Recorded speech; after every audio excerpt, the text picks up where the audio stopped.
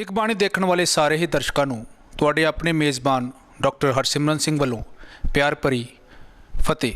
ਵਾਹਿਗੁਰੂ ਜੀ ਕਾ ਖਾਲਸਾ, ਵਾਹਿਗੁਰੂ ਜੀ ਕੀ ਫਤਿਹ। ਦਰਸ਼ਕੋ, ਪਿਛਲੇ ਕੁਝ ਦਿਨਾਂ ਤੋਂ ਸਿੱਖ ਪੰਥ ਦਾ ਜਿਹੜਾ ਦਰਦ ਹੈ ਉਸ ਦੀ ਯਾਦ ਨੂੰ ਸਮਰਪਿਤ ਸਾਹਿਬਜ਼ਾਦਿਆਂ ਦਾ ਸ਼ਹੀਦੀ ਸ਼ਹਾਕਾ, ਉਹਨਾਂ ਦੀ ਯਾਦ ਨੂੰ ਅਸੀਂ ਨਿੱਤਾ ਪ੍ਰਤੀ ਆਪਣੇ ਮਨ ਵਿੱਚ ਜਿੱਥੇ ਚੇਤੇ ਕਰ ਰਹੇ ਹਾਂ, ਉੱਥੇ ਪੰਥਕ ਅਤੇ ਧਾਰਮਿਕ ਆਗੂ, ਪ੍ਰਚਾਰਕ, ਵਿਦਵਾਨ ਉਹਨਾਂ ਮਹਾਨ ਮਰਜੀਵੜਿਆਂ ਦੀ ਸ਼ਹੀਦੀ ਨੂੰ ਆਪਣੇ ਵਿਚਾਰਾਂ ਰਾਹੀਂ ਪੇਸ਼ ਕਰਦੇ ਆ ਰਹੇ ਨੇ। ਸੋ ਇਸੇ ਸੰਦਰਭ ਵਿੱਚ ਅੱਜ ਮੇਰੇ ਨਾਲ ਸਟੂਡੀਓ ਵਿੱਚ ਮੌਜੂਦ ਨੇ ਸਰਦਾਰ ਮਨਮੋਹਨ ਸਿੰਘ ਜੀ ਪੁੰਛ ਵਾਲੇ। ਸਭ ਤੋਂ ਪਹਿਲਾਂ ਮੈਂ ਤੁਹਾਡਾ ਨਿੱਘਾ ਸਵਾਗਤ ਕਰਦਾ। ਬਹੁਤ ਬਹੁਤ ਧੰਨਵਾਦ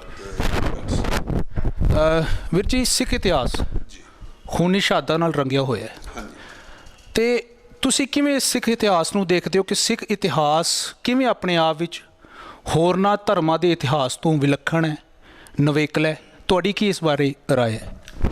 ਦੇਖੋ ਜੀ, ਸਾਰੀਆਂ ਕੌਮਾਂ ਦੇ ਆਪੋ ਆਪਣੇ ਇਤਿਹਾਸ ਹਨ। ਸਿਰਫ ਮੇਰੀ ਰਾਏ ਦੇ ਅਨੁਸਾਰ ਹੀ ਨਹੀਂ, ਸਗੋਂ ਜਦੋਂ ਵਿਸ਼ਵ ਪੱਧਰ ਦੇ ਅਸੀਂ ਦਾਰਸ਼ਨਿਕਾਂ ਨੂੰ ਪੜ੍ਹਦੇ ਹਾਂ, ਜਿਹੜੇ ਵਿਦਵਾਨ ਲੋਕੀ ਨੇ, ਉਹਨਾਂ ਦੇ ਅਨੁਸਾਰ ਸਿੱਖ ਧਰਮ ਜੋ ਹੈ ਉਹ ਵਿਸ਼ਵ ਦੇ ਇਤਿਹਾਸ ਦੇ ਅੰਦਰ ਇੱਕ ਨਿਵੇਕਲੀ ਥਾਂ ਰੱਖਦਾ ਹੈ। ਉਹਦਾ ਸਭ ਤੋਂ ਵੱਡਾ ਅਸੀਂ ਇਹ ਕਹਿ ਸਕਦੇ ਹਾਂ ਕਿ ਪਹਿਲਾਂ ਤਾਂ ਇੱਕ ਅਕਾਲ ਪੁਰਖ ਪਰਮਾਤਮਾ ਦੀ ਗੱਲ ਕਰਦਾ ਅਤੇ ਉਹਦੇ ਨਾਲ ਸਾਰੇ ਜੋ ਸਾਡੇ ਵਿੱਚ ਧਾਰਮਿਕ ਝਗੜੇ ਨੇ, ਜੋ ਰੱਬ ਦੇ ਨਾਂ ਦੇ ਉੱਤੇ ਲੋਕੀ ਲੜਨ ਵਾਲੇ ਨੇ, ਉਹਨਾਂ ਨੂੰ ਇੱਕ ਸੰਦੇਸ਼ ਚਲਾ ਜਾਂਦਾ, ਅਸੀਂ ਸਾਰੇ ਪਰਮਾਤਮਾ ਦੇ ਬੱਚੇ ਹਾਂ ਅਤੇ ਸਾਨੂੰ ਸਾਰਿਆਂ ਨੂੰ ਭਰਾ ਭਰਾ ਬਣ ਕੇ ਰਹਿਣਾ ਚਾਹੀਦਾ। ਪਰਮਾਤਮਾ ਅਕਾਲ ਪੁਰਖ ਇੱਕ ਹੀ ਹੈ, ਉਹਨੂੰ ਕਿਸੇ ਵੀ ਨਾਂ ਦੇ ਨਾਲ ਕੋਈ ਚੇਤੇ ਕਰ ਲਵੇ। ਦੂਜਾ ਇਹ ਹੈ ਕਿ ਧਰਮ ਦਾ ਜੋ ਸਭ ਤੋਂ ਵੱਡਾ ਕੰਮ ਹੁੰਦਾ ਉਹ ਮਨੁੱਖਤਾ ਦੇ ਭਲੇ ਦੀ ਗੱਲ ਹੁੰਦੀ ਹੈ ਅਤੇ ਮਨੁੱਖਤਾ ਦੇ ਭਲੇ ਦੇ ਵਾਸਤੇ ਇਸ ਹੱਦ ਤੱਕ ਕਿ ਜੇ ਕਦੇ ਆਪਾ ਵੀ ਵਾਰਨਾ ਪਵੇ, ਆਪਣਾ ਆਪ ਕੁਰਬਾਨ ਵੀ ਕਰਨਾ ਪਵੇ, ਅਤੇ ਫਿਰ ਮਨੁੱਖਤਾ ਦੇ ਭਲੇ ਦੇ ਵਾਸਤੇ, ਧਰਮ ਦੀ ਆਜ਼ਾਦੀ ਵਾਸਤੇ ਜੋ ਹੈ ਜ਼ਰੂਰ ਨਿਤਰਨਾ ਚਾਹੀਦਾ ਹੈ। ਸਿੱਖ ਧਰਮ ਦਾ ਜਿਸ ਦਿਨ ਤੋਂ ਜਨਮ ਹੋਇਆ ਹੈ, ਜਿਵੇਂ ਤੁਸੀਂ ਪੁੱਛਿਆ ਨਿਵੇਕਲੀ ਥਾਂ ਕਿਉਂ ਰੱਖਦਾ ਹੈ, ਸ਼ਾਇਦ ਹੀ ਕੋਈ ਐਸਾ ਦਿਨ ਹੋਵੇਗਾ ਜਿਸ ਦਿਨ ਇਸ ਧਰਮ ਦੇ ਮੰਨਣਹਾਰਿਆਂ ਨੇ, ਗੁਰੂ ਨਾਨਕ ਪਾਤਸ਼ਾਹ ਦੇ ਕਿਸੇ ਸਿੱਖ ਨੇ ਆਪਣਾ ਖੂਨ ਜੋ ਹੈ ਉਹ ਮਨੁੱਖਤਾ ਪ੍ਰਤੀ ਡੋਲਿਆ ਨਾ ਹੋਵੇ, ਆਪਣੇ ਸਾਰੇ ਸੁੱਖ ਆਰਾਮ ਤਿਆਗ ਕੇ ਮਨੁੱਖਤਾ ਦੀ ਸੇਵਾ ਦੇ ਵਿੱਚ ਨਿਤਰੇ ਨਾ ਹੋਣ। ਅਤੇ ਸਭ ਤੋਂ ਵੱਡੀ ਗੱਲ ਜੋ ਨਿਵੇਕਲੀ ਇਹ ਹੈ ਕਿ ਇਸ ਧਰਮ ਦੇ ਜੋ ਗੁਰੂ ਪਾਤਸ਼ਾਹ ਨੇ, ਉਹਨਾਂ ਨੇ ਜੋ ਵੀ ਮਨੁੱਖਤਾ ਦੇ ਭਲੇ ਦੇ ਵਾਸਤੇ ਸਿੱਖਾਂ ਨੂੰ ਸੁਣਾਇਆ, ਸਮਝਾਇਆ, ਉਹ ਪਹਿਲਾਂ ਆਪਣੇ ਪਿੰਡੇ 'ਤੇ ਹੰਡਾਇਆ। ਆਪ ਪਹਿਲਾਂ ਕੁਰਬਾਨੀ ਦਿੱਤੀ, ਕੁਰਬਾਨੀਆਂ ਕੀਤੀਆਂ, ਘਰ ਦੇ ਸੁੱਖ ਆਰਾਮ ਛੱਡੇ, ਅਤੇ ਫਿਰ ਸਭ ਤੋਂ ਵੱਡੀ ਗੱਲ, ਜ਼ਾਲਮ ਨੂੰ ਸਾਹਮਣੇ ਖਲੋ ਕੇ ਜ਼ਾਲਮ ਕਰਕੇ ਵੰਗਾਰਿਆ। ਧਰਮ ਦੇ ਅੰਦਰ ਜਿਹੜਾ ਪਖੰਡ ਸੀ, ਕਿਉਂਕਿ ਧਾਰਮਿਕ ਪਖੰਡੀ ਨੂੰ ਸਾਹਮਣੇ ਖਲੋ ਕੇ ਵੰਗਾਰਨਾ ਬਹੁਤ ਵੱਡੀ ਗੱਲ ਹੁੰਦੀ ਹੈ, ਅਤੇ ਉਸ ਨੂੰ ਵੰਗਾਰ ਕੇ ਫਿਰ ਉਸੇ ਰਸਤੇ ਦੇ ਉੱਤੇ ਆਪਣਾ ਸਾਰਾ ਪਰਿਵਾਰ ਜੋ ਸੀ ਕੁਰਬਾਨ ਕਰ ਦਿੱਤਾ। ਇਹ ਇੱਕ ਨਿਵੇਕਲੀ ਗੱਲ ਹੈ। ਅਤੇ ਤੁਸੀਂ ਅਜੋਕੇ ਸਮੇਂ ਦੇ ਅੰਦਰ, ਕਰੋਨਾ ਕਾਲ ਦੇ ਅੰਦਰ ਤੁਸੀਂ ਦੇਖਿਆ ਹੋਵੇਗਾ ਕਿ ਲੋਕਾਂ ਨੇ ਆਪਣੇ ਘਰ ਦੇ ਦਰਵਾਜ਼ੇ ਬੰਦ ਕਰ ਦਿੱਤੇ, ਹਸਪਤਾਲ ਜਿਹੜੇ ਸਨ ਉਹ ਪ੍ਰਾਈਵੇਟ ਸਾਰੇ ਬੰਦ ਹੋ ਗਏ, ਇੱਥੇ ਤੱਕ ਕਿ ਅਸੀਂ ਜਦੋਂ ਦੇਖਿਆ ਤੁਸੀਂ ਕਿ ਜਿਹੜੇ ਸਰਕਾਰਾਂ ਸਨ ਉਹਨਾਂ ਦੇ ਵੀ ਹੱਥ ਖੜੇ ਹੋ ਗਏ, ਲੇਕਿਨ ਸਿੱਖ ਨੇ ਆਪਣਾ ਘਰ ਨਹੀਂ ਬੰਦ ਕੀਤਾ। ਗੁਰੂ ਘਰ ਜੋ ਸਨ ਉਹ ਹਸਪਤਾਲਾਂ ਦਾ ਰੂਪ ਲੈ ਗਏ। ਅਤੇ ਜਦੋਂ ਸਿੱਖ ਨੇ, ਜਦੋਂ ਦੁਨੀਆ ਆਪਣੇ ਘਰ ਦੇ ਅੰਦਰ ਬਚਾ ਕੇ ਰੱਖਣਾ ਚਾਹੁੰਦੀ ਸੀ ਆਪਣੇ ਆਪ ਨੂੰ, ਖਾਣ ਪੀਣ ਦਾ ਸਮਾਨ, ਤੇ ਸਿੱਖ ਸਾਰਾ ਸਮਾਨ ਚੁੱਕ ਕੇ ਬਾਹਰ ਨਿਕਲ ਗਿਆ, ਮੈਂ ਮਨੁੱਖਤਾ ਦੀ ਸੇਵਾ ਕਰਾਂ। ਉਹਦੇ ਸਾਹਮਣੇ ਕੋਈ ਸਵਾਲ ਨਹੀਂ ਸੀ ਕਿ ਮੈਂ ਮਨੁੱਖਤਾ ਦੀ ਸੇਵਾ ਕਿਸੇ ਹਿੰਦੂ ਵੀਰ ਦੀ ਕਰ ਰਿਹਾ, ਕਿਸੇ ਮੁਸਲਮਾਨ ਵੀਰ ਦੀ ਕਰ ਰਿਹਾ, ਕਿਸੇ ਕ੍ਰਿਸਚਨ ਦੀ ਕਰ ਰਿਹਾ, ਆਪਣੇ ਦੀ ਕਰ ਰਿਹਾ, ਪਰਾਏ ਦੀ ਕਰ ਰਿਹਾ। ਜੋ ਜਿੱਥੇ ਉਸ ਨੂੰ ਜ਼ਰੂਰਤਮੰਦ ਲੱਭਾ, ਇਹ ਉੱਥੇ ਜਾ ਕੇ ਇਹਨੇ ਦਰਵਾਜ਼ਾ ਖੜਕਾ ਕੇ ਉਹਨਾਂ ਲੋਕਾਂ ਦੀ ਮਦਦ ਕੀਤੀ। ਇਸ ਕਰਕੇ ਵਿਲੱਖਣ ਅਤੇ ਨਿਵੇਕਲੀ ਥਾਂ ਇਤਿਹਾਸ ਦੇ ਅੰਦਰ ਰੱਖਦਾ। ਅੱਜ ਵੀ ਤੁਸੀਂ ਦੇਖ ਲਓ, ਜਿੱਥੇ ਗੋਲੇ ਬਰਸ ਰਹੇ ਨੇ, ਦੁਨੀਆ ਹਿਜਰਤ ਕਰ ਰਹੀ ਹੈ, ਦੁਨੀਆ ਉੱਥੋਂ ਨੱਸ ਰਹੀ ਹੈ, ਘਰ-ਬਾਰ ਲੋਕੀ ਛੱਡ ਰਹੇ ਨੇ, ਯੁੱਧ ਛਿੜਿਆ, ਸਿੱਖ ਆਪਣੇ ਮੋਢਿਆਂ ਦੇ ਉੱਤੇ ਜੋ ਰਾਸ਼ਨ ਲੈ ਕੇ, ਦਵਾਈਆਂ ਲੈ ਕੇ ਉਹਨਾਂ ਲੋਕਾਂ ਦੀ ਸੇਵਾ ਵਿੱਚ ਉਤਰੇ ਹੈ। ਇਸ ਕਰਕੇ ਵਿਲੱਖਣ ਇਤਿਹਾਸ ਹੈ। ਸਿੱਖ ਧਰਮ ਨੇ ਅਤੀਤ ਵਿੱਚ ਤਾਂ ਆਪਣੀ ਜਿਹੜੀ ਕਾਰਗੁਜ਼ਾਰੀਆਂ ਨੇ ਉਸ ਨੂੰ ਬਖੂਬੀ ਨਿਭਾਇਆ ਜੀ, ਸਮਕਾਲ ਵਿੱਚ ਵੀ ਨਿਭਾ ਰਿਹਾ ਜੀ। ਭਵਿੱਖੀ ਕਾਮਨਾ ਕੀ ਕੀਤੀ ਜਾ ਸਕਦੀ ਹੈ? ਕਿਉਂਕਿ ਜਿਹੜਾ ਸਿੱਖ ਇਤਿਹਾਸ ਹੈ ਸੁਣਾਇਆ ਵੀ ਬਹੁਤ ਜਾ ਰਿਹਾ ਹੈ, ਪਰ ਉਹਨਾਂ ਪੜ੍ਹਿਆ ਨਹੀਂ ਜਾ ਰਿਹਾ। ਖਾਸ ਕਰਕੇ ਜਿਹੜੀ ਨੌਜਵਾਨ ਪੀੜ੍ਹੀ ਹੈ, ਉਹਨਾਂ ਇਤਿਹਾਸ ਪੜ੍ਹ ਨਹੀਂ ਰਹੀ। ਇਸ ਬਾਰੇ ਤੁਹਾਡੀ ਕੀ ਪ੍ਰਤੀਕਿਰਿਆ? ਡਾਕਟਰ ਸਾਹਿਬ, ਬੜਾ ਵਧੀਆ ਤੁਸੀਂ ਸਵਾਲ ਕੀਤਾ ਕਿ ਅਤੀਤ ਵਿੱਚ ਬੜਾ ਬਖੂਬੀ ਨਿਭਿਆ ਹੈ, ਸਮਾਂ ਜਿਹੜਾ ਚੱਲ ਰਿਹਾ ਇਹਦੇ ਵਿੱਚ ਵੀ ਨਿਭ ਰਿਹਾ ਹੈ। ਭਵਿੱਖ ਦੇ ਵਿੱਚ ਜੇ ਕਦੇ ਥੋੜ੍ਹੇ ਜਿਹੇ ਸਿੱਖ ਸੁਚੇਤ ਹੋ ਕੇ ਚੱਲਣ ਅਤੇ ਸਾਡੇ ਆਗੂ ਜੋ ਨੇ ਉਹ ਮਨ ਕਰਕੇ ਗੁਰੂ ਨੂੰ ਸਮਰਪਿਤ ਹੋ ਜਾਣ। ਸੰਗਤ ਹੈ ਹੀ, ਸੰਗਤ ਜੋ ਹੈ ਪੂਰਨ ਤੌਰ ਦੇ ਉੱਤੇ ਸਮਰਪਿਤ ਹੈ। ਜੇ ਕਦੇ ਆਗੂ ਥੋੜ੍ਹੇ ਜਿਹੇ ਦਿਆਨਤਦਾਰੀ ਦੇ ਨਾਲ ਆਪਣੇ ਆਪ ਨੂੰ ਸਮਰਪਿਤ ਕਰ ਦੇਣ, ਭਵਿੱਖ ਅਤੀਤ ਤੇ ਵਰਤਮਾਨ ਨਾਲੋਂ ਹੋਰ ਵੀ ਉਜਲਾ ਹੋਵੇਗਾ। ਕਿਉਂਕਿ ਅੱਜ ਦਾ ਸਮਾਂ ਕਮਿਊਨੀਕੇਸ਼ਨ ਦਾ ਸਮਾਂ, ਅੱਜ ਦਾ ਸਮਾਂ ਤੁਸੀਂ ਦੇਖ ਲਓ ਕਿ ਪੂਰਾ ਵਿਸ਼ਵ ਜੋ ਹੈ ਇੱਕ ਛੋਟੇ ਜਿਹੇ ਪਿੰਡ ਦਾ ਰੂਪ ਧਾਰਨ ਕਰ ਚੁੱਕਿਆ ਹੈ। ਉਹਦੇ ਵਿੱਚ ਇਹ ਹੈ ਕਿ ਸਭ ਤੋਂ ਪਹਿਲਾਂ ਸਿੱਖ ਬੱਚਿਆਂ ਦੇ ਅੰਦਰ ਜੋ ਹੈ ਨਾ, ਸਿੱਖੀ ਸਿਧਾਂਤਾਂ ਦਾ ਹੋਣਾ ਬੜਾ ਜ਼ਰੂਰੀ ਹੈ। ਬੱਚਿਆਂ ਦਾ ਗੁਰੂ ਪ੍ਰਤੀ ਪਿਆਰ ਹੋਣਾ ਬੜਾ ਜ਼ਰੂਰੀ ਹੈ। ਕੇਵਲ ਗੁਰਪੁਰਬਾਂ ਵਾਲੇ ਦਿਨ ਹੀ ਸਾਡੇ ਹੱਥ ਦੇ ਵਿੱਚ ਸ੍ਰੀ ਸਾਹਿਬ ਨਹੀਂ, ਸਗੋਂ ਬੱਚਿਆਂ ਨੂੰ ਸ੍ਰੀ ਸਾਹਿਬ ਦੀ ਅਹਿਮੀਅਤ ਕੀ ਆ ਉਹਨਾਂ ਦੇ ਗਲ ਵਿੱਚ ਹੋਣੀ ਚਾਹੀਦੀ ਹੈ। ਕੇਵਲ ਅਸੀਂ ਗਾਈਏ ਹੀ ਨਾ ਕਿ ਵਾਹ ਵਾਹ ਗੋਬਿੰਦ ਸਿੰਘ ਆਪੇ ਗੁਰਚੇਲਾ, ਪੀਓ ਪੌਲ ਖੰਡੇ ਤਾਰ ਹੋਵੇ ਜਨਮ ਸੁਹੇਲਾ, ਬਲਕਿ ਹਰ ਗਾਉਣ ਵਾਲੇ ਨੇ ਅੰਮ੍ਰਿਤ ਦੀ ਦਾਤ ਲਈ ਹੋਣੀ ਚਾਹੀਦੀ ਹੈ, ਖੰਡੇ ਦੀ ਪੌਲ ਲਈ ਹੋਣੀ ਚਾਹੀਦੀ ਹੈ। ਅਤੇ ਜਿੱਥੇ ਤੱਕ ਤੁਸੀਂ ਗੱਲ ਕੀਤੀ ਹੈ, ਜਦੋਂ ਤੱਕ ਸਿੱਖ ਨੌਜਵਾਨ, ਸਿੱਖ ਬੱਚਾ ਆਪਣੇ ਗੁਰੂ ਪ੍ਰਤੀ ਸਮਰਪਿਤ ਹੈ, ਵੈਸੇ ਫਿਕਰ ਦੀ ਗੱਲ ਨਹੀਂ, ਜਿਹੜਾ ਤਾਜ਼ੇ ਸਰਵੇ ਆ ਉਹਦੇ ਮੁਤਾਬਕ ਸਿਰਫ ਸਿੱਖ ਕੌਮ ਹੀ ਹੈ ਜਿਹਦੇ 75% ਲੋਕੀ ਮੰਨਣ ਵਾਲੇ ਰੋਜ਼ਾਨਾ ਜੋ ਨੇ ਉਹ ਧਾਰਮਿਕ ਆਪਣੇ ਕੰਮਾਂ ਵਿੱਚ ਜੁੜੇ ਹੋਏ ਨੇ। ਗੁਰੂ ਘਰ ਜਾਣਾ, ਇਤਿਹਾਸ ਨੂੰ ਪੜ੍ਹਨਾ ਜਾਂ ਕਿਤੇ ਗੁਰਪੁਰਬ ਮਨਾਉਣੇ ਜਾਂ ਕਿਤੇ ਸੇਵਾ ਵਿੱਚ, ਇਹ ਲਗਭਗ 75% ਤਾਜ਼ਾ ਸਰਵੇ ਨੇ ਸਿਰਫ ਇਸੇ ਕੌਮ ਨੂੰ ਦਿੱਤਾ। ਇਹੋ ਕੌਮ ਹੈ, ਬਾਕੀ ਜੋ ਹੈ ਉਹ ਤਕਰੀਬਨ 20-25 ਦੇ ਵਿੱਚ ਚੱਲ ਰਹੇ ਨੇ। ਅਸੀਂ ਉਹਦੇ ਵਿੱਚ ਬਹੁਤ ਅੱਗੇ ਹਾਂ, ਲੇਕਿਨ ਬੱਚਿਆਂ ਦੇ ਵਿੱਚ ਜੋ ਹੈ ਨਾ ਉਹ ਇੱਕ ਕਲੀਅਰ ਮੈਸੇਜ, ਸਾਫ਼ ਮੈਸੇਜ ਹੋਣਾ ਚਾਹੀਦਾ। ਕੋਈ ਜਿਹਨੂੰ ਅਸੀਂ ਕਹਿੰਦੇ ਨਾ ਦੁਬਦਾ ਖੜੀ ਕਰਨ ਵਾਲੀਆਂ ਗੱਲਾਂ, ਦੁਬਦਾ ਖੜੀਆਂ ਕਰਨ ਵਾਲੀਆਂ ਗੱਲਾਂ ਜਿਹੜੀ ਜੋ ਨੇ ਉਹ ਬੱਚਿਆਂ ਨੂੰ ਧਰਮ ਤੋਂ ਥੋੜ੍ਹਾ ਥੋੜ੍ਹਾ ਕਰਕੇ ਦੂਰ ਲੈ ਕੇ ਜਾਂਦੀਆਂ ਨੇ।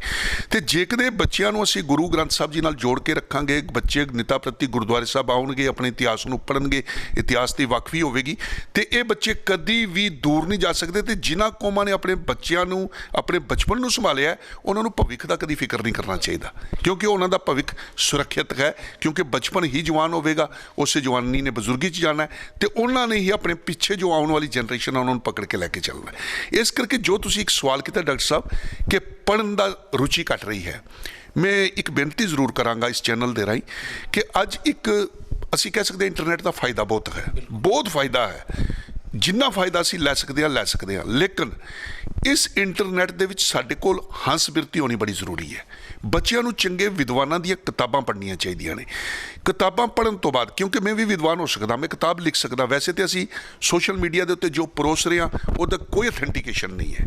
ਉਹ ਕੀ ਪਰੋਸਿਆ ਜਾ ਰਿਹਾ, ਕੀ ਦੁਬਦਾਵਾਂ ਖੜੀਆਂ ਕੀਤੀਆਂ ਜਾ ਰਹੀਆਂ, ਉਹਨਾਂ ਦਾ ਕੋਈ ਅਸੀਂ ਨਹੀਂ ਕਹਿ ਸਕਦੇ ਸਾਰਾ ਸੱਚ ਹੈ।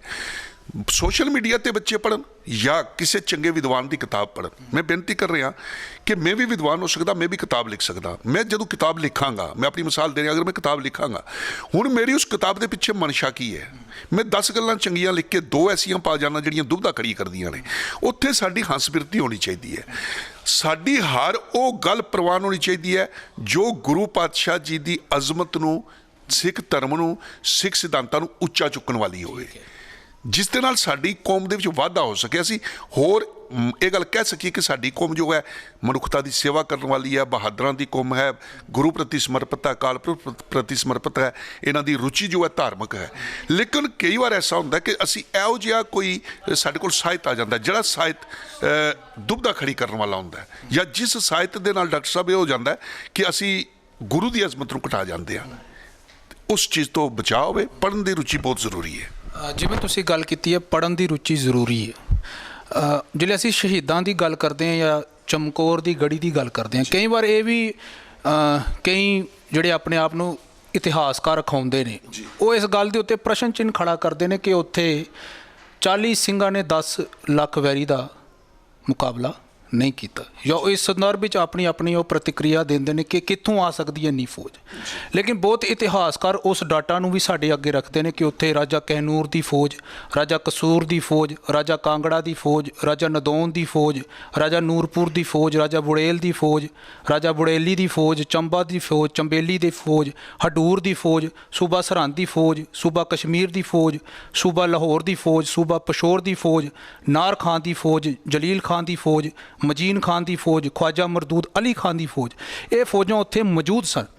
ਜੇ ਸਾਡੇ ਕੋਲ ਇਹ ਇਤਿਹਾਸ ਹੈ ਕਿ ਜੋ ਸਾਡੇ ਅੱਗੇ ਪ੍ਰਸ਼ਨ ਚਿੰਨ੍ਹ ਖੜਾ ਕਰਦੇ ਨੇ, ਉਹ ਸਿੱਖ ਇਤਿਹਾਸ ਨੂੰ ਢਹਿੰਦੀ ਕਲ ਵੱਲ ਦੇਖਣਾ ਨਹੀਂ ਚਾਹੁੰਦੇ, ਜਾਂ ਉਹਨਾਂ ਦੀ ਕੀ ਪ੍ਰਤੀਕਿਰਿਆ, ਕੀ ਮਨਸ਼ਾ ਹੋ ਸਕਦੀ ਹੈ ਇਹਦੇ ਪਿੱਛੇ? ਡਾਕਟਰ ਸਾਹਿਬ, ਜਿੰਨੇ ਨਾਂ ਤੁਸੀਂ ਗਿਣੇ ਨੇ ਇਹ ਹੋ ਗਏ ਜਿਹੜੇ ਰਾਜੇ ਸਨ, 22 ਤਾਂ ਪਹਾੜੀ ਰਾਜੇ ਹੀ ਸਨ, ਉਹਨਾਂ ਦੇ ਨਾਲ ਤੁਸੀਂ ਹੋਰ ਵੀ ਨਾਂ ਗਿਣੇ ਨੇ। ਭਾਰਤ ਵਰਸ਼ ਦੀਆਂ ਸਰਹੱਦਾਂ ਕਿੱਥੇ ਸਨ। ਅੱਜ ਦਾ ਬੰਗਲਾਦੇਸ਼ ਨਾਲ ਸੀ, ਅੱਜ ਦਾ ਪਾਕਿਸਤਾਨ ਨਾਲ ਸੀ, ਉਹਦੇ ਬਾਅਦ ਤਿੱਬਤ ਚੀਨ ਦੇ ਇਲਾਕੇ ਸਾਡੇ ਕੋਲ ਸਨ। ਉਸ ਵੇਲੇ ਉਸ ਭਾਰਤ ਵਰਸ਼ ਨੂੰ ਤੁਸੀਂ ਦੇਖੋ, ਦਰਾਕ ਕੈਬਰ, ਉਹ ਅਫਗਾਨਿਸਤਾਨ ਤੱਕ ਇਹ ਇਲਾਕੇ ਸਨ। ਤੇ ਜਿਹੜੇ ਤੁਸੀਂ ਗਿਣੇ ਨੇ ਨਾ, ਜੇ ਕਿਤੇ ਇਹੋ 10-10 ਹਜ਼ਾਰ ਲੈ ਕੇ ਆ ਜਾਣ ਤੇ 2-3 ਲੱਖ ਤੇ ਐਵੇਂ ਹੀ ਬਣ ਜਾਂਦੀ ਹੈ। 10-10 ਹਜ਼ਾਰ ਦੀ ਗੱਲ ਕਰਦਾ। ਉਸ ਵੇਲੇ ਵੱਧ ਚੜ ਕੇ ਰਾਜੇ ਆਪਣੀ ਵਫਾਦਾਰੀ ਔਰੰਗਜ਼ੇਬ ਨੂੰ ਦੱਸ ਰਹੇ ਸਨ, ਔਰ ਵੱਧ ਚੜ ਕੇ ਇਹਨਾਂ ਨੇ ਫੌਜਾਂ ਲੈ ਕੇ ਆਏ। ਸਭ ਤੋਂ ਵੱਡਾ ਸੋਮਾ ਸਾਡੇ ਕੋਲ ਜ਼ਫਰਨਾਮਾ ਹੈ। ਅਤੇ ਜਿਹੜੇ ਲੋਕ ਇਹਨਾਂ ਚੀਜ਼ਾਂ ਤੇ ਸਵਾਲ ਖੜਾ ਕਰਦੇ ਨੇ, ਉਹ ਪਹਿਲਾਂ ਜ਼ਫਰਨਾਮਾ ਜੋ ਨੇ ਨਾ, ਉਹਨੂੰ ਕੌਮ ਚੋਂ ਮਾਈਨਸ ਕਰਨ ਦੇ ਉੱਤੇ ਲੱਗੇ ਹੋਏ ਨੇ। ਉਹਨਾਂ ਦੇ ਰੋਜ਼ ਸਵਾਲ ਆਉਂਦੇ ਨੇ, ਹਰ ਚੀਜ਼ ਦੇ ਉੱਤੇ ਆ ਰਹੇ ਨੇ। ਮਤਲਬ ਤੁਹਾਡਾ ਜਿੰਨਾ ਇਸ ਤੋਂ ਪਹਿਲਾਂ ਦਾ ਇਤਿਹਾਸ ਹੈ, ਉਸ ਅਸੀਂ ਬਜ਼ੁਰਗਾਂ ਤੋਂ ਪੀੜ੍ਹੀ ਦਰ ਪੀੜ੍ਹੀ ਸੁਣਿਆ। ਕੋਈ ਸਾਨੂੰ ਜ਼ਿਆਦਾ ਦੂਰ ਜਾਣ ਦੀ ਲੋੜ ਨਹੀਂ।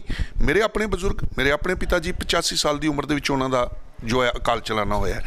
ਮੈਂ ਉਹਨਾਂ ਤੋਂ ਪੁੱਛਿਆ, ਤੁਸੀਂ ਅੰਮ੍ਰਿਤ ਕਦੋਂ ਛਕਿਆ? ਕਹਿਣ ਲੱਗੇ, ਮੈਂ 10 ਸਾਲ ਦੀ ਉਮਰ 'ਚ ਛਕਿਆ। ਛਕਾਉਣ ਵਾਲਿਆਂ 'ਚ ਸਭ ਤੋਂ ਵੱਡੀ ਉਮਰ ਦੇ 80 ਸਾਲ ਦੇ ਬਜ਼ੁਰਗ ਸਨ। ਸਾਰੇ ਸਫੇਦ ਦਾੜੀਆਂ ਵਾਲੇ ਸਨ। 75 ਤੁਸੀਂ ਇਹਨਾਂ ਦੇ ਕਰ ਲਓ ਤੇ 80 ਉਹਨਾਂ ਦੇ ਕਰ ਲਓ, 155 ਸਾਲ ਅਸੀਂ ਪਿੱਛੇ ਚਲੇ ਜਾਂਦੇ, ਸਿਰਫ ਮੇਰੇ ਪਿਤਾ ਜੀ ਨੇ ਜਿਨ੍ਹਾਂ ਤੋਂ ਛਕਿਆ। ਆਖਰ ਉਸ 80 ਸਾਲ ਦੇ ਬਜ਼ੁਰਗ ਛਕਾਉਣ ਵਾਲੇ ਨੇ ਵੀ ਪਿੱਛੇ ਕਿਸੇ 80 ਸਾਲ ਵਾਲੇ ਤੋਂ ਛਕਿਆ ਹੋਵੇਗਾ। 75 ਸਾਲ ਤੁਸੀਂ ਉੱਥੇ ਪਿੱਛੇ ਚਲੇ ਜਾਓ, 70 ਸਾਲ ਤੇ 220-25 ਸਾਲ ਤੇ ਬਣ ਜਾਂਦੇ। ਚੌਥੀ ਪੀੜ੍ਹੀ ਵਿੱਚ ਅਸੀਂ ਸਿੱਧੇ ਆਨੰਦਪੁਰ ਪਹੁੰਚ ਜਾਣੇ ਆ।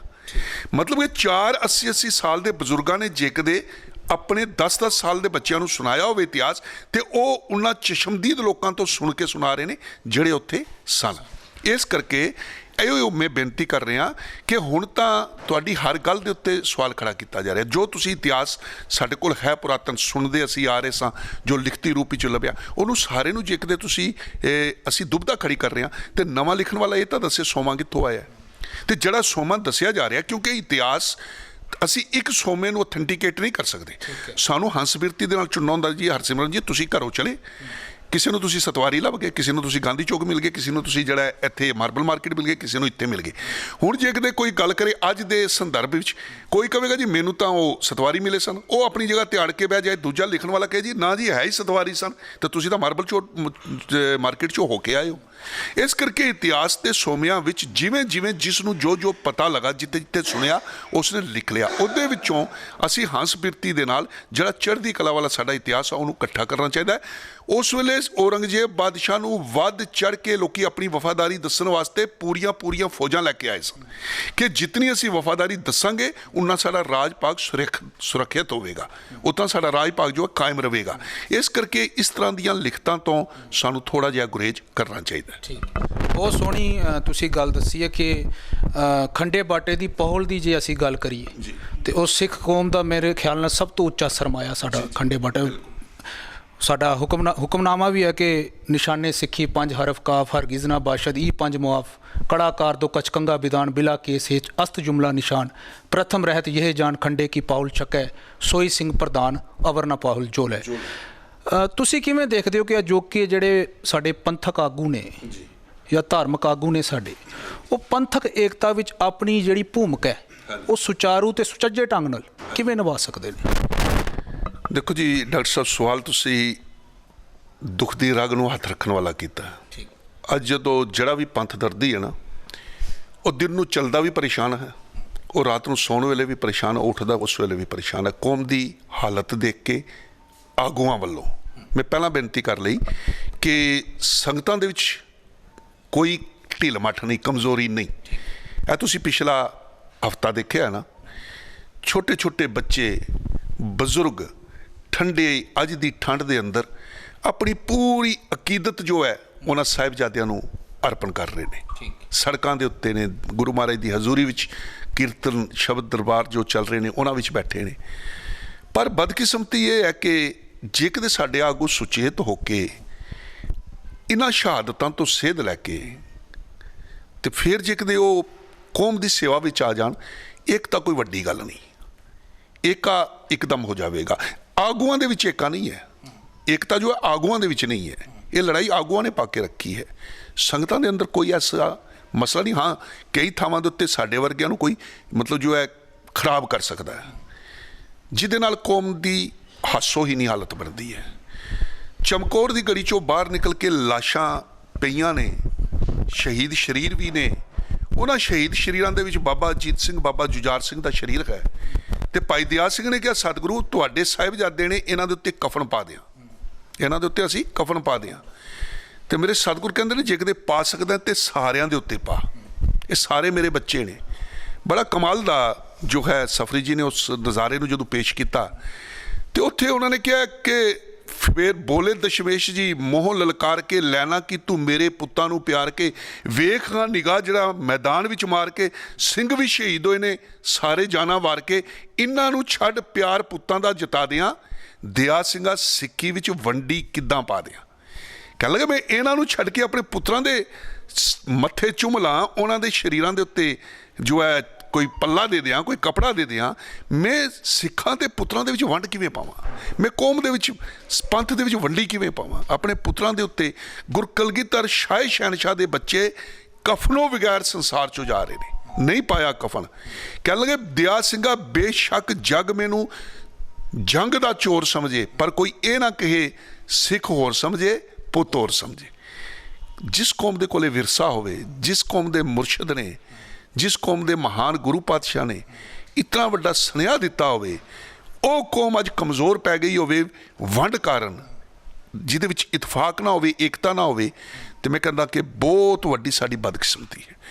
ਇਸ ਕੌਮ ਦੀ ਤਾਂ ਇਕਜੁੱਟਤਾ ਸੀ ਜਿਕਦੇ ਮਾਤਾ ਗੁਜਰ ਕੌਰ ਤੇ ਛੋਟੇ ਸਾਹਿਬਜ਼ਾਦੇ ਉਮਰ ਕੇਵਲ 6 ਤੇ 8 ਸਾਲ ਦੀ ਹੈ। ਇੱਥੇ ਵੀ ਕਈ ਵਾਰ ਅਸੀਂ ਝਗੜੇ ਖੜੇ ਕਰ ਦਿੰਦੇ ਭਾਈ ਦੇਖੋ ਉਮਰ ਜੋ ਹੈ ਬਿਲਕੁਲ ਬਾਲ ਇਆਨੀ ਹੈ।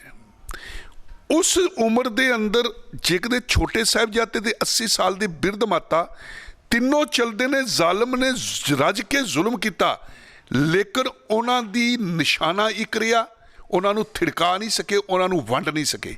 ਉਮਰ ਬਚਪਨ ਹੈ ਛੋਟਾ 6 ਤੋਂ 8 ਸਾਲ ਦੂਜੇ ਪਾਸੇ ਬਜ਼ੁਰਗੀ ਹੈ 80 ਤੋਂ ਵੱਧ ਸਾਲ ਦੀ ਉਮਰ ਹੈ ਲੇਕਿਨ ਕਿਸੇ ਕਿਸਮ ਦੇ ਉਹਨਾਂ ਦੇ ਖਿਆਲਾਂ ਦੇ ਅੰਦਰ ਵੰਡ ਨਹੀਂ ਪੈ ਸਕੀ। ਅੱਜ ਸਾਡੇ ਉੱਤੇ ਹਰ ਪੱਖ ਤੋਂ ਹਮਲਾ ਹੈ ਸਾਹਿਤਕ ਤੌਰ ਦੇ ਉੱਤੇ ਸਾਡੇ ਉੱਤੇ ਹਮਲਾ ਹੈ ਸਰੀਰਕ ਤੌਰ ਦੇ ਉੱਤੇ ਸਾਡੇ ਉੱਤੇ ਹਮਲਾ ਹੈ ਧਾਰਮਿਕ ਅਸਥਾਨਾਂ ਸਾਡਿਆਂ ਦੇ ਉੱਤੇ ਹਮਲਾ ਹੈ ਸਾਡਾ ਜੋ ਚਿਹਰਾ ਹੈ ਮੂੰਹ ਮੁਹਾਂਦਰਾ ਹੈ ਉਹਦੇ ਉੱਤੇ ਸਾਡਾ ਹਮਲਾ ਹੈ। ਹਰ ਰੋਜ਼ਾਨਾ ਇੱਕ ਨਵੀਂ ਜੋ ਹੈ ਲੜਾਈ ਸਾਡੇ ਵਿੱਚ ਪਾਈ ਜਾ ਰਹੀ ਹੈ। ਇਸ ਕਰਕੇ ਮੈਂ ਬੇਨਤੀ ਕਰਾਂਗਾ ਕਿ ਏਕਤਾ ਕੋਈ ਵੱਡੀ ਗੱਲ ਨਹੀਂ ਜੇ ਕਿਤੇ ਗੁਰੂ ਸਿਧਾਂਤ ਦੇ ਉੱਤੇ ਸਾਰੇ ਖੜੇ ਹੋ ਜਾਣ ਆਪਣੇ ਆਪ ਏਕਤਾ ਹੋ ਜਾਂਦੀ ਹੈ ਨਹੀਂ ਤਾਂ ਜੋ ਹਾਸੋਹੀਣੀ ਸਾਡੀ ਹਾਲਤ ਬਣੀ ਹੋਈ ਹੈ ਉਹ ਬਣੀ ਰਹੇਗੀ। ਨੀਹਾਂ ਦੇ ਵਿੱਚ ਨਹੀਂ ਵੰਡੇ ਜਾ ਸਕੇ ਵੰਡੇ ਨਹੀਂ ਜਾ ਸਕੇ ਬੜੀਆਂ ਲਾਲਚਾਂ ਪਿਆਰ ਡਰਾਵੇ ਸਭ ਕੁਝ ਦਿੱਤਾ। ਬਾਬਾ ਫਤਿਹ ਸਿੰਘ ਜੀ ਨੂੰ ਬਾਬਾ ਜੋਰਾਵਰ ਸਿੰਘ ਤੋਂ ਅਲੱਗ ਕਰਨ ਦਾ ਯਤਨ ਕੀਤਾ ਗਿਆ ਕਿ ਭਾਈ ਇਹੋ ਦੋਵੇਂ ਜੀ ਕਿਤੇ ਵੱਟ ਜਾਣ ਆਪਸ ਵਿੱਚ ਨਹੀਂ ਵੱਟ ਸਕੇ। ਮਾਤਾ ਗੁਜਰ ਕੌਰ ਜੀ ਇੱਕ ਪਾਸੇ ਨੇ ਲੇਕਿਨ ਸੋਚ ਸਾਰਿਆਂ ਦੀ ਇੱਕ ਰਹੀ ਉਹ ਇੱਕ ਵੀ ਦਰਾੜ ਜੋ ਸੀ ਕਿਉਂਕਿ ਸਭ ਤੋਂ ਨਾਜ਼ੁਕ ਉਮਰ ਜਾਂ ਬਚਪਨ ਹੁੰਦਾ ਜਾਂ ਬਜ਼ੁਰਗੀ ਹੁੰਦੀ ਉੱਥੇ ਨਹੀਂ ਜੋ ਡੋਲਾ ਸਕੇ। ਤੇ ਅੱਜ ਦੇ ਸਾਡੇ ਆਗੂਆਂ ਨੂੰ ਸੋਚਣਾ ਚਾਹੀਦਾ ਹੈ ਜੇ ਕਿਤੇ ਸਰਹੰਦ ਦੇ ਵਿੱਚ ਸਿੱਖੀ ਨਹੀਂ ਵੰਡੀ ਗਈ ਚਮਕੌਰ ਦੇ ਅੰਦਰ ਨਹੀਂ ਵੰਡੀ ਗਈ ਅਨੰਦਪੁਰ 'ਚ ਨਹੀਂ ਵੰਡੀ ਜਾ ਸਕੀ ਸਰਸਾ ਦੇ ਕੰਢੇ ਨਹੀਂ ਵੰਡੀ ਜਾ ਸਕੀ ਅੱਤ ਦੀ ਬਰਸਾਤ ਹੈ ਠੰਡ ਹੈ ਕੋਰਾ ਹੈ ਦੁਸ਼ਮਣ ਹੈ ਢਾਲਾਂ ਤੇ ਤਲਵਾਰਾਂ ਦੇ ਖੜਕਾਰ ਨੇ ਕੋਈ ਸ਼ੋਰ ਸ਼ਰਾਬਾ ਕੋਈ ਜ਼ੁਲਮ ਕੋਈ ਕਿਸੇ ਕਿਸਮ ਦਾ ਡਰਾਵਾ ਸਿੱਖੀ ਨੂੰ ਵੰਡ ਨਹੀਂ ਸਕਿਆ। ਅੱਜ ਅਸੀਂ ਵਧੀਆ ਸਰਦੀਆਂ ਦੇ ਵਿੱਚ ਹੀਟਿੰਗ ਅਪਲਾਈਐਂਸਿਸ ਲਗਾ ਕੇ ਘਰਾਂ ਦੇ ਅੰਦਰ ਕੂਲਰਾਂ ਦੇ ਵਿੱਚ ਤੇ ਏਸੀਜ਼ ਦੇ ਵਿੱਚ ਬੈਠ ਕੇ ਜੇ ਕਿਤੇ ਸਿੱਖੀ ਨੂੰ ਵੰਡਣ ਦੀ ਸੋਚ ਰਹੇ ਹਾਂ ਤੇ ਫਿਰ ਗੁਰੂ ਮਾਫ ਨਹੀਂ ਕਰੇਗਾ ਫਿਰ ਗੁਰੂ ਮਾਫ ਨਹੀਂ ਕਰੇਗਾ। ਗੁਰੂ ਜਿਸ ਨੇ ਆਪਣੇ ਬੱਚੇ ਵਾਰੇ ਨੇ ਸ਼ਾਇਦ ਇੱਕ ਪੀੜ੍ਹੀ ਅਸੀਂ ਆਪਣਾ ਨਾਂ ਚਲਾ ਕੇ ਚੱਲ ਜਾਈਏ ਉਸ ਤੋਂ ਬਾਅਦ ਨਾਮੋ ਨਿਸ਼ਾਨ ਮਿਟੇਗਾ ਜਿਵੇਂ ਔਰੰਗਜ਼ੇਬ ਦਾ ਮਿਟਿਆ ਹੈ। ਅੱਜ ਵਜੀਦ ਖਾਨ ਔਰੰਗਜ਼ੇਬ ਸੁੱਚਾਨੰਦ ਦੀਆਂ ਨਸਲਾਂ 'ਚੋਂ ਕੋਈ ਨਹੀਂ ਲੱਭ ਰਿਹਾ। ਬਾਣੀ ਵੀ ਕਹਿੰਦੀ ਹੈ ਸੱਚੇ ਮਾਰਗ ਚੱਲਦਿਆਂ ਉਸਤਤ ਕਰੇ ਜਹਾਨ ਤੇ ਜਹਾਨ ਵਿੱਚ ਉਹਨਾਂ ਦੀ ਉਸਤਤ ਹੁੰਦੀ ਹੈ ਜੋ ਸੱਚ ਦੇ ਮਾਰਗ ਤੇ ਚੱਲਦੇ ਨੇ। ਤੇ ਸ਼ਾਇਦ ਇਹੀ ਇੱਕ ਵੱਡੀ ਘਾਟ ਹੈ ਕਿ ਅਸੀਂ ਆਪਣੇ ਨਿੱਜੀ ਮੁਫਾਦਤਾਂ ਤੋਂ ਜਦ ਤੱਕ ਉੱਪਰ ਨਹੀਂ ਉੱਠਦੇ ਤੇ ਪੰਥਕ ਏਕਾ ਹੋਣਾ ਇੱਕ ਬਹੁਤ ਵੱਡੀ ਗੱਲ ਹੈ। ਅਖੀਰ ਵਿੱਚ ਮੈਂ ਚਾਹਾਂਗਾ ਸਾਡੇ ਜੋ ਦਰਸ਼ਕ ਇੱਕ ਬਾਣੀ ਦੇ ਰਾਹੀਂ ਤੁਹਾਨੂੰ ਦੇਖ ਰਹੇ ਨੇ ਉਹਨਾਂ ਨੂੰ ਤੁਸੀਂ ਕੀ ਸੁਨੇਹਾ ਦੇਣਾ ਚਾਹੋਗੇ? ਮੈਂ ਸੰਗਤਾਂ ਨੂੰ ਦਰਸ਼ਕਾਂ ਨੂੰ ਇੱਕੋ ਸੁਨੇਹਾ ਦੇਣਾ ਚਾਹੁੰਦਾ ਜੀ ਕਿ ਤੁਸੀਂ ਸਾਰੇ ਹੀ ਵਧਾਈ ਦੇ ਪਾਤਰ ਹੋ। ਕੁਰਬਾਨ ਜਾਈਏ ਤੁਹਾਡੀਆਂ ਭਾਵਨਾਵਾਂ ਤੋਂ ਕੁਰਬਾਨ ਜਾਈਏ ਤੁਹਾਡੇ ਇੱਕ ਇੱਕ ਉਸ ਕਦਮ ਤੋਂ ਸੋਚ ਦੇ ਇੱਕ ਇੱਕ ਸੈਕਿੰਡ ਤੋਂ ਜਿਹੜੀ ਤੁਸੀਂ ਪੰਥ ਦੀ ਚੜ੍ਹਦੀ ਕਲਾ ਵਾਸਤੇ ਕਰਦੇ ਹੋ ਜੋ ਤੁਸੀਂ ਪਿਛਲੇ ਦਿਨਾਂ ਦੇ ਅੰਦਰ ਆਪਣਾ ਪਿਆਰ ਉਹਨਾਂ ਮਹਾਨ ਸ਼ਹੀਦਾਂ ਪ੍ਰਤੀ ਪੂਰੇ ਵਿਸ਼ਵ ਦੇ ਅੰਦਰ ਦਿੱਤਾ ਹੈ। ਅੱਤ ਦੀ ਠੰਡ ਵਿੱਚ ਸੰਗਤਾਂ ਬਾਹਰ ਖੁੱਲ੍ਹੇ ਵਿੱਚ ਬੈਠੀਆਂ ਨੇ ਤੇ ਉਸ ਗੁਰੂ ਕੇ ਲਾਲਾਂ ਦਾ ਜਸ ਜੋ ਨੇ ਗੁਰੂ ਪਾਤਸ਼ਾਹ ਦਾ ਜਸ ਜੋ ਨੇ ਗਾਇਨ ਕਰ ਰਹੀਆਂ ਨੇ। ਮੈਂ ਇੱਕ ਬੇਨਤੀ ਕਰਾਂਗਾ ਕਿ ਜੇ ਕਦੇ ਸੱਚ ਕਰਕੇ ਤੁਹਾਡੇ ਵਿੱਚ ਪਿਆਰ ਹੈ ਤੇ ਮਜਬੂਰ ਕਰ ਦਿਓ ਆਪਣੇ ਕੌਮ ਦੇ ਆਗੂਆਂ ਨੂੰ ਉਹ ਇੱਕ ਪਲੇਟਫਾਰਮ ਤੇ ਆ ਜਾਣ। ਜਦੋਂ ਉਹ ਇੱਕ ਪਲੇਟਫਾਰਮ ਤੇ ਆ ਜਾਣਗੇ ਸਿੱਖ ਉਹ ਜੋ ਦਾਤਿਆਂ ਦੀ ਕੌਮ ਸੀ ਜਿਸ ਨੇ ਦੁਨੀਆ ਦੇ ਤਖਤੋ ਤਾਜ ਜ਼ੁਲਮ ਦੇ ਉਹਨਾਂ ਦੀਆਂ ਜੜ੍ਹਾਂ ਪੱਟੀਆਂ ਉਹ ਮੰਗਤਿਆਂ ਦੀ ਕੌਮ ਨਹੀਂ ਬਣੇਗੀ। ਅੱਜ ਅਸੀਂ ਮੰਗਤਿਆਂ ਦੀ ਕੌਮ ਹਾਂ। ਹਾਕਮ ਕਿਉਂ ਆਕੜ ਕੇ ਚੱਲ ਰਿਹਾ, ਹਾਕਮ ਕਿਉਂ ਸਾਡੇ ਮਜ਼ਾਕ ਉਡਾ ਰਹੇ ਨੇ। ਉਹਨਾਂ ਨੂੰ ਪਤਾ ਇਹਨਾਂ ਦੇ ਅੰਦਰ ਏਕਾ ਨਹੀਂ ਅਤੇ ਆਪਣੇ ਮੁਫਾਦ ਚੋਂ ਬਾਹਰ ਨਿਕਲਣ। ਜੋ ਵੀ ਨੇ, ਕਿਸੇ ਵੀ ਪਾਰਟੀ ਦਾ ਰਾਜਨੀਤਿਕ ਹੋਵੇ, ਸਾਰਿਆਂ ਨੂੰ ਮੁਬਾਰਕ ਹੈ ਆਪਣੀ ਆਪਣੀ ਪਾਰਟੀ।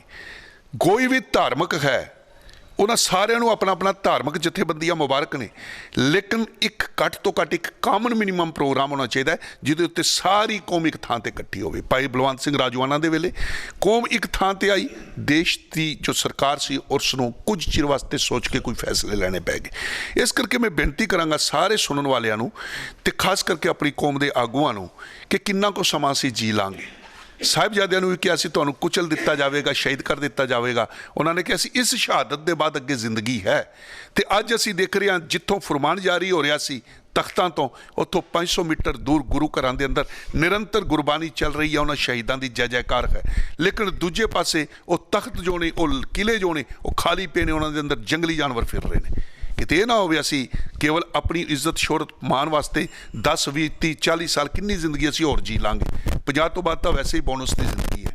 ਤੇ ਇਸ ਕਰਕੇ ਥੋੜ੍ਹਾ ਜਿਹਾ ਅਸੀਂ ਇਸ ਚੀਜ਼ ਦੇ ਉੱਤੇ ਸੋਚੀਏ, ਜੇ ਕਿਤੇ ਸਦੀਵੀ ਤੌਰ ਦੇ ਉੱਤੇ ਜੀਵਤ ਰਹਿਣਾ ਹੈ, ਗੁਰੂ ਨੂੰ ਸਮਰਪਿਤ ਹੋਈਏ, ਆਪਣਾ ਮੁੱਖ ਉਜਲਾ ਰੱਖੀਏ। ਸੰਗਤਾਂ ਨੂੰ ਬੇਨਤੀ ਹੈ ਕਿ ਆਪ ਜੀ ਬਿਲਕੁਲ ਇਸੇ ਤਰ੍ਹਾਂ ਆਪਣੇ ਪਿਆਰ ਦੇ ਨਾਲ ਚੱਲਦੇ ਰਹੋ ਤੇ ਆਪਣੇ ਜਿੱਥੇ ਜਿੱਥੇ ਵੀ ਆਗੂ ਨੇ ਉਹਨਾਂ ਨੂੰ ਮੈਂ ਬੇਨਤੀ ਕਰਾਂਗਾ ਕਿ ਸਾਰਿਆਂ ਦੇ ਚਰਨਾਂ 'ਚ ਬੇਨਤੀ ਹੈ ਕਿਸੇ ਇੱਕ ਕਾਮਨ ਪਲੇਟਫਾਰਮ ਤੇ ਬੈਠ ਕੇ, ਕੋਈ ਵੱਡਾ ਮਸਲਾ ਨਹੀਂ, ਅਸੀਂ ਕੋਈ ਸਰਹੱਦਾਂ ਤੇ ਵੰਡਣੀਆਂ ਨਹੀਂ, ਵੱਡੇ ਵੱਡੇ ਮਸਲਿਆਂ ਦਾ ਹੱਲ ਆਖਰ ਟੇਬਲ ਦੇ ਉੱਤੇ ਆ ਕੇ ਹੁੰਦਾ ਹੈ। ਇਹ ਕੌਮ ਦੇ ਵਿੱਚੋਂ ਦੁਬਦਾਵਾਂ ਖੜੀਆਂ ਕਰੀਏ, ਆਪਣੀ ਆਪਣੀ ਨਿੱਜੀ ਡਫਲੀ ਤੇ ਨਿੱਜੀ ਸ਼ੋਹਰਤ ਵਾਸਤੇ ਜਿੰਨਾ ਮਰਜ਼ੀ ਅਸੀਂ ਰੋਲਾ ਪਾਈ ਜਾਈਏ, ਝੂਲ ਤੇ ਨਿਸ਼ਾਨ ਰਹੇ ਪੰਥ ਮਹਾਰਾਜ ਕੇ ਤੇ ਝੰਡਾ ਆਪਣਾ ਹੀ ਉੱਪਰ ਚੁੱਕੀ ਜਾਈਏ, ਉਹ ਪੰਥ ਮਹਾਰਾਜ ਦੇ ਨਿਸ਼ਾਨਾਂ ਦੀ ਗੱਲ ਨਹੀਂ ਹੈ। ਇਸ ਕਰਕੇ ਮੈਂ ਸਾਰਿਆਂ ਨੂੰ ਬੇਨਤੀ ਕਰਾਂਗਾ ਕਿ ਸਾਰੇ ਅਸੀਂ ਇੱਕ ਪਲੇਟਫਾਰਮ ਤੇ ਇਕੱਠੇ ਹੋਈਏ। ਜਦੋਂ ਸਾਰੇ ਇੱਕ ਪਲੇਟਫਾਰਮ ਤੇ ਸਾਡੇ ਆਗੂ ਆ ਜਾਣਗੇ, ਦੁਨੀਆ ਦੀ ਕੋਈ ਸਰਕਾਰ, ਦੁਨੀਆ ਦਾ ਕੋਈ ਜ਼ਾਲਮ ਇਸ ਕੌਮ ਨੂੰ ਦਾ ਕਦੀ ਵੀ ਨੁਕਸਾਨ ਨਹੀਂ ਕਰ ਸਕੇਗਾ। ਇਸ ਕਰਕੇ ਮੈਂ ਬੇਨਤੀ ਕਰਾਂਗਾ ਕਿ ਅੱਜ ਸਾਡੀ ਜੋ ਕੌਮ ਹੈ, ਉਹ ਕੌਮ ਨਿੱਕੀਆਂ ਨਿੱਕੀਆਂ ਮਸਲਿਆਂ ਦੇ ਵਾਸਤੇ ਹੱਥ ਤੇ ਝੋਲੀਆਂ ਫੈਲਾ ਰਹੀ ਹੈ। ਤੇ ਜੇ ਕਿਤੇ ਸੁਚੇਤ ਹੋ ਕੇ ਏਕੇ 'ਚ ਆ ਜਾਓਗੇ ਤੇ ਜਿਹੜੀ ਕੌਮ ਇੱਕ ਦਿਨ ਦੇ ਵਿੱਚ ਕਰੋੜਾਂ ਰੁਪਏ ਸ਼ਬੀਲਾਂ ਦੇ ਸੜਕਾਂ ਦੇ ਉੱਤੇ ਖਰਚ ਜਾਂਦੀ ਹੈ, ਤੇ ਉਹ ਜੇ ਕਿਤੇ ਕਿਸੇ ਦੇ ਕੋਲੋਂ 10-20 ਫੁੱਟ ਜਗ੍ਹਾ ਦੇ ਵਾਸਤੇ ਮਿੰਨਤਾਂ ਤਰਲੇ ਮਾਰਦੀ ਫਿਰੇ ਤੇ ਹਾਸੋ ਹੀ ਨਹੀਂ ਗੱਲ ਬਣਦੀ। ਸੋ ਦਰਸ਼ਕੋ, ਇਹ ਸਨ ਸਰਦਾਰ ਮਨਮੋਹਨ ਸਿੰਘ ਜੀ ਪੁੰਛ ਵਾਲੇ, ਜਿਨ੍ਹਾਂ ਨੇ ਬੜੇ ਹੀ ਸੁਚੱਜੇ ਢੰਗ ਨਾਲ ਸਾਹਿਬਜ਼ਾਦਿਆਂ ਦੀ ਅਦੁੱਤੀ ਸ਼ਹਾਦਤ, ਸਿੱਖ ਸਿਧਾਂਤਾਂ ਬਾਰੇ ਅਤੇ ਧਾਰਮਿਕ ਪੰਥਕ ਮਸਲਿਆਂ ਬਾਰੇ ਆਪਣੇ ਵਿਚਾਰ ਪੇਸ਼ ਕੀਤੇ ਨੇ। ਸੱਚ ਜਾਣ ਕੇ ਇਹ ਬਹੁਤ ਹੀ ਵੱਡੀ ਗੱਲ ਹੈ। ਵੀਰ ਜੀ ਨੇ ਜੋ ਕਿਹਾ, ਬਾਣੀ ਵੀ ਇਸ ਦੀ ਗਵਾਹੀ ਦਿੰਦੀ ਹੈ ਕਿ ਹਮ ਆਦਮੀ ਹਾਂ ਇੱਕਦਮੀ, ਮੌਲਤ ਮੌਤ ਨਾ ਜਾਣਾ, ਨਾਨਕ ਬਿਨ ਵੈ ਤਿਸੈ ਸਰੇ ਵੋ ਜਾਂ ਕੇ ਜੀ ਪੁਰਾਣਾ, ਕਿ ਸਾਨੂੰ ਪਤਾ ਨਹੀਂ ਕਦੋਂ ਸਾਡੇ ਜੀਵਨ ਦੇ ਸਵਾਸ ਪੂਰੇ ਹੋ ਜਾਣਗੇ। ਆਓ ਨਿੱਜੀ ਵਖਰੇਵਿਆਂ ਤੋਂ ਉੱਤੇ ਉੱਠੀਏ ਤੇ ਏਕੇ ਦੀ ਗੱਲ ਕਰੀਏ। ਅੱਜ ਦੇ ਪ੍ਰੋਗਰਾਮ ਦੀ ਇੱਥੇ ਹੀ ਸਮਾਪਤੀ ਹੈ। ਦਿਓ ਇਜਾਜ਼ਤ। ਵਾਹਿਗੁਰੂ ਜੀ ਕਾ ਖਾਲਸਾ, ਵਾਹਿਗੁਰੂ ਜੀ ਕੀ ਫਤਿਹ।